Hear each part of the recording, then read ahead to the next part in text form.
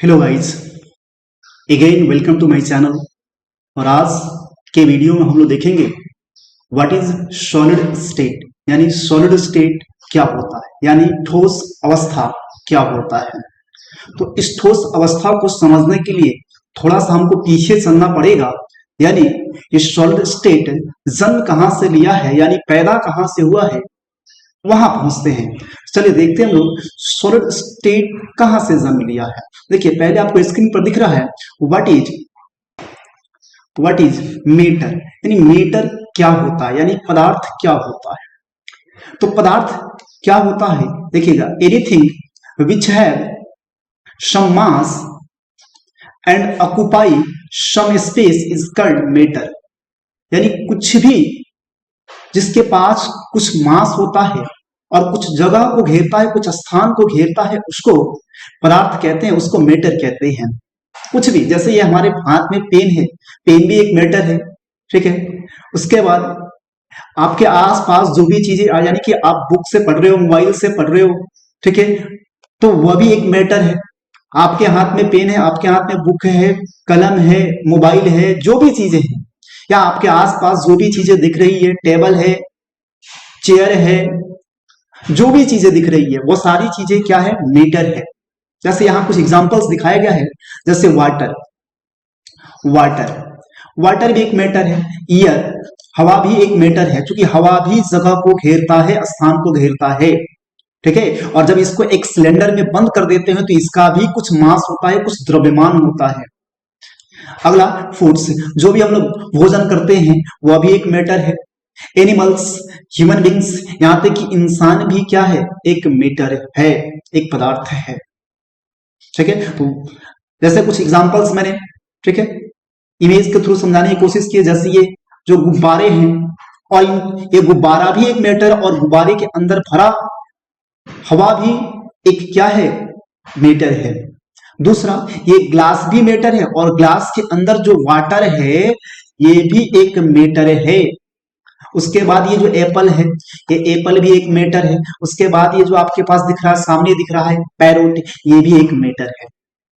तो मेटर समझ में आ गई कि मेटर क्या होता है, जिसके पास कुछ भी, जिसके पास कुछ मास हो और कुछ जगह को घेरता हो, कुछ स्थान को घेरता हो, उसको हम लोग मेटर कहते हैं, यानी पदार्थ कहते हैं। चलिए अब आगे देखते हैं। देखिए आगे क्या है, on the basis of physical state matters are classified into following types. देखिए मेटर्स को जनरली दो तरह से डिवाइड किया जाता है। पहला जो है, on the basis of physical state, यानी फिजिकल स्टेट के बेसिस पे, यानी भौतिक अवस्था के आधार को, भौतिक अवस्था के आधार पर पदार्थ का वर्गीकरण। और दूसरा जो होता है, on the basis of chemical properties, यानी रासायनिक गुणों के आधार पर पदार्थ का वर्गीकरण। तो देखिए हमको केमिकल प्रॉपर्टीज के बेसिस पर नहीं देखेंगे, क्योंकि हमको सॉलिड स्टेट से मतलब है, और सॉलिड स्टेट जो है वो फिजिकल स्टेट के बेसिस से मिलता है। यानी फिजिकल स्टेट के बेसिस पे जब मेटर को क्लासिफाई करते हैं तो वो जनरली तीन भाग में क्लासिफाई होता है। हालांकि होता और है, जैसे पहला जो है सॉलिड है, दूसरा लिक्विड है, और तीसरा गैसियस है, गैस है। यानी पहले क्या लिखा है, मैंने लिखा है सॉलिड स्टेट, दूसरा लिखा है लिक्विड स्टेट, और तीसरा है गैसियस स्टेट। ऐसा नहीं है कि तीन ही होता है, और भी होता है, जैसे प्लाज्मा होता है, बोरेंस्टीन, और बहुत सारी है। देखिए हमको जनरली जो पढ़ना है वो तीन ही पढ़ना है। कौन सा, सॉलिड स्टेट, लिक्विड स्टेट और गैसियस स्टेट, ठीक है। तो चलिए देखते हैं सॉलिड स्टेट क्या होता है। इसका डिफिनेशन क्या लिखा है मैंने, डेट स्टेट ऑफ मेटर, यानी मेटर की वह अवस्था which have definite shape, which have definite shape, यानी जिसके पास निश्चित आकृति हो, कोमा वॉल्यूम, निश्चित आयतन हो, and their constituent particles have fix position, और जिनके अवयवी कणों का, यानी कि कंस्टिट्यूएंट पार्टिकल्स का पोजीशन क्या हो, फिक्स हो, उसको हम लोग बोलते हैं सॉलिड, सॉलिड स्टेट, यानी कि ठोस अवस्था। तो ये बातें समझ में आ गई कि ठोस अवस्था किसको बोलेंगे। तो ठोस अवस्था क्या होता है, एक ठोस अवस्था मेटर का वह अवस्था होता है जिसमें जिसका आकार निश्चित होता है, आकार और आयतन निश्चित होता है, और जिनके अवयवी कणों का पोजीशन फिक्स होता है। जैसे एग्जांपल के माध्यम से इसको समझते हैं, जैसे स्टोन, उसके बाद में rubber, plastics, NaCl, graphite, diamonds, ठीक है। जैसे ये आपको दिख रहा है, ये भी एक मेटल है, ये डायमंड दिख रहा है, ये भी एक मेटल, सॉरी ये भी एक सॉलिड है, ये भी एक सॉलिड है, ये भी एक सॉलिड है। इसका तो बहुत बड़ा कहानी है, ठीक है।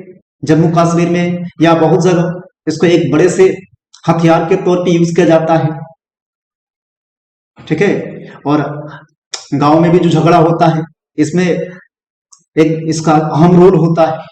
और चलिए बगल में देखते हैं हम लोग विराट कोहली जी को, ठीक है। लास्ट में यह एग्जांपल था विराट कोहली, ठीक है। विराट कोहली को समझते हैं, यानी विराट कोहली के बॉडी पे जो भी चीजें हैं या उनके साथ जो भी चीजें, वो सारी एक सॉलिड है। देखिए पहला इनका कैप के बारे में देखते हैं, इनका कैप भी एक सॉलिड है। उसके बाद इनका जो बैट है ये भी एक सॉलिड है, इनका शॉर्ट भी एक क्या है, सॉलिड है। उसके बाद इन्होंने ये ग्लव पहन रखा है, ये भी एक सॉलिड है। उसके बाद इनका जो पैड है, यहां नहीं दिख पा रहा है, थोड़ा सा दिख रहा है, पैड जो है ये भी एक सॉलिड है। ऐसा नहीं है, ठीक है। अब बेसिकली विराट कोहली कैसे सॉलिड है, देखिए जनरली दिख रहा है ना, इनका भी कुछ क्या है, मास है, और ये भी कुछ जगह को घेरे हैं। ऐसा नहीं है, ठीक है, कि विराट कोहली जी, ठीक है, जब टेस्ट मैच खेलते हैं तो पैर ऊपर होता है और सिर नीचे होता है। जब भी खेलते हैं उनका सिर का पोजीशन फिक्स होता है, पैर का पोजीशन क्या है, यानी जो भी बॉडी का पार्ट है सब एक फिक्स जगह पे है। ऐसा नहीं है कि सिर कभी ऊपर हो जाएगा, कभी नीचे हो जाएगा, कभी लेफ्ट हो जाएगा, कभी राइट हो जाएगा, ठीक है। यानी उनका बॉडी का जो भी पार्ट है वो सब एक फिक्स पोजीशन पे है। ये बोले कि उसमें जो कंस्टिट्यूएंट पार्टिकल्स है सब एक फिक्स पोजीशन पे है, ठीक है। चलिए देखते हैं, ये हो गया आपका सॉलिड स्टेट, ये समझ में आ गया आपका सॉलिड स्टेट क्या होता है। अब आगे चलते हैं, अब देखते हैं लोग जनरल कैरेक्टरिस्टिक्स ऑफ सॉलिड्स, यानी कि सॉलिड्स के पास क्या कैरेक्टर्स होते हैं, क्या सॉलिड्स के पास क्या जनरल कैरेक्टरिस्टिक्स होते हैं, जिससे हम लोग आइडेंटिफाई कर सकते हैं कोई भी मेटर एक सॉलिड्स होता है। चलिए पहला जो होना चाहिए, देखिए पहला पॉइंट क्या है, दे हैव डिफिनिट, ठीक है ना, मास, सॉरी डिफिनिट मास, पहले इसको शेप होना चाहिए, definite shape, volume and mass. Definite shape ये वाला जो होना चाहिए, यहां सही है, ऐसा बात नहीं है, सही है वो भी, लेकिन ये वाला यहाँ थोड़ा सा बोलने में क्या होता है, सही रहता है। They have definite shape, mass and volume, इसके पास एक निश्चित आकृति होता है, एक निश्चित आयतन होता है और कुछ मास होता है। अगला पॉइंट क्या है, दूसरा नंबर, वह intermolecular distance are very short, यानी कि इनके जो कंस्टिट्यूएंट पार्टिकल्स होते हैं, कंस्टिट्यूएंट पार्टिकल्स के बीच का जो डिस्टेंस होता है वो बहुत कम होता है, जिसके कारण उनमें लगने वाला फोर्स इंटरेक्शन क्या होता है, ज्यादा होता है। तो यहां लिखा हुआ है अगला point, intermolecular forces are very strong, उनका जो कंस्टिट्यूएंट पार्टिकल्स है उनके बीच का जो डिस्टेंस है वो बहुत कम है, जिसके कारण उन पार्टिकल्स के बीच में जो फोर्स लग रहा है वो स्ट्रॉन्ग, वो ज्यादा लग रहा है, यानी कि फोर्स का अट्रैक्शन क्या है, ज्यादा है। जैसे यहां जो आपको दिख रहा है, इनके देखिए पार्टिकल्स के बीच का जो डिस्टेंस है वो बहुत कम है, बहुत कम डिस्टेंस है, जिसके कारण इनके बीच में जो फोर्स का अट्रैक्शन लग रहा है वो बहुत ज्यादा लग रहा है।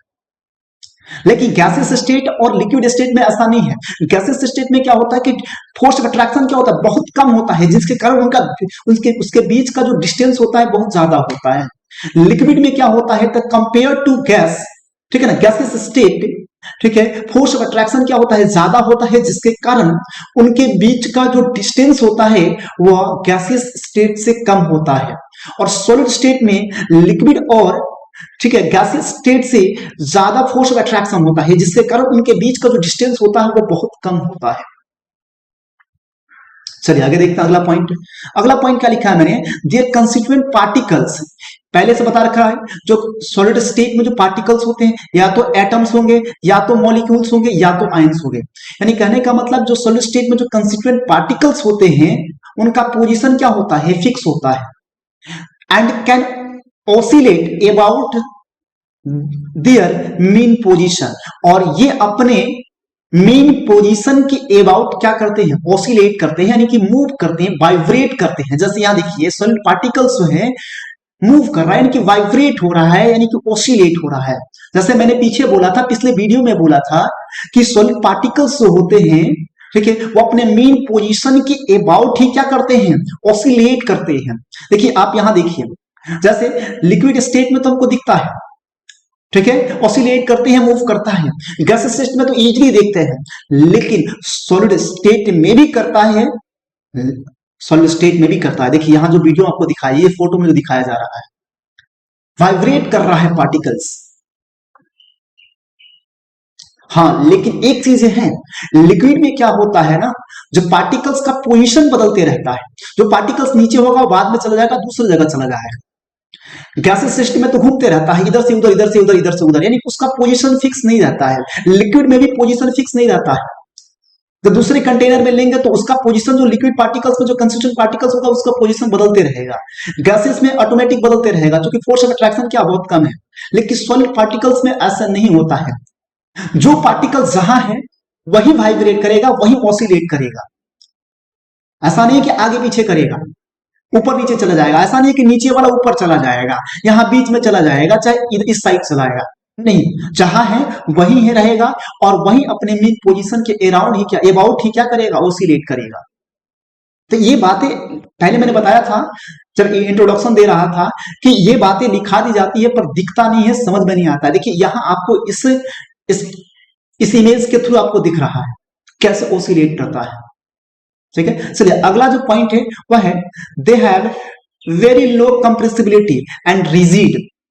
इनका जो कंप्रेसिबिलिटी होता है, इसको यानी कि इसको बहुत कम दबा सकते हैं, यानी कि इसको 9 के बराबर दबाया जा सकता है। वेरी लो कंप्रेसिबिलिटी, समझ लो कि इसको नहीं दबाया जा सकता, बहुत कम दबाया जा सकता है, ठीक है ना। रिजिड, कठोर होता है सॉलिड स्टेट, ठीक है, रिजिड, और ये रिजिड होता है।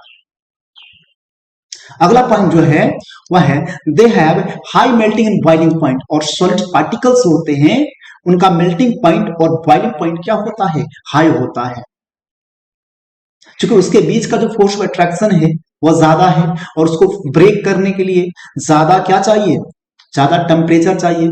ज्यादा टेम्परेचर तो चाहिए तो उनका मेल्टिंग पॉइंट और बॉइलिंग पॉइंट क्या होगा, ज्यादा होगा। समझ में ये बातें आया। तो ये रहा आज का क्लास। आज के क्लास में हम लोगों ने क्या सीखा आज, चलिए हम लोग क्विकली रिवीजन कर लेते हैं। सबसे पहले चलते हैं मैटर के पास। मैटर क्या होता है, तो मैंने बताया, anything which have some mass and occupy some space is called matter. कुछ भी जिसके पास कुछ मास हो और उस जगह को घेरता है, उसको घेरता हो, उसको मैटर बोलते हैं, यानी उसको पदार्थ कहते हैं। उसके बाद हम लोगों ने क्या पढ़ा, फिजिकल स्टेट के बेसिस पे मैटर को जनरली 3 टाइप्स में डिवाइड किया जाता है। पहला है सॉलिड स्टेट, दूसरा है लिक्विड स्टेट, और तीसरा है गैसियस स्टेट। सॉलिड स्टेट में हम लोगों ने क्या पढ़ा, तो सॉलिड स्टेट मैटर की वो अवस्था होती है जिसमें, ठीक है, वो अवस्था होती है जिसका आकृति आयतन निश्चित होता है, जिसका आकृति आयतन निश्चित होता है, और जिसके कंस्टिट्यूएंट पार्टिकल का पोजीशन क्या होता है, फिक्स होता है। उसके बाद हम लोगों ने क्या पढ़ा, तो कैरेक्टरिस्टिक्स पढ़ा, यानी कि सॉलिड्स का क्या क्या पैरामीटर्स, क्या कैरेक्टर्स होता है जिससे आइडेंटिफाई कर सकते हैं कि कोई भी मैटर एक सॉलिड है। तो पहला मैंने बता दिया कि सॉलिड्स के पास, ठीक है, एक निश्चित आकृति, आयतन और कुछ मास होता है। उसके बाद क्या, सॉलिड स्टेट में जो पार्टिकल्स के बीच में जो फोर्स ऑफ अट्रैक्शन लगता है वो ज्यादा होता है, स्ट्रॉन्ग फोर्स होता है। उसके बाद क्या बोला कि जो डिस्टेंस होता है वो बहुत कम होता है, वेरी शॉर्ट, बहुत कम होता है। अगला बोला कि इनके कंस्टिट्यूएंट पार्टिकल्स का पोजीशन क्या होता है, फिक्स होता है, और ये अपने मेन पोजीशन के अराउंड ही ऑसिलेट करते हैं। They have very low compressibility, और ये इसको बहुत कम दबाया जा सकता है, और ये रिजिड होता है, और इसका मेल्टिंग और बॉइलिंग पॉइंट क्या होता है, हाई होता है। Thanks for watching my videos, see you tomorrow.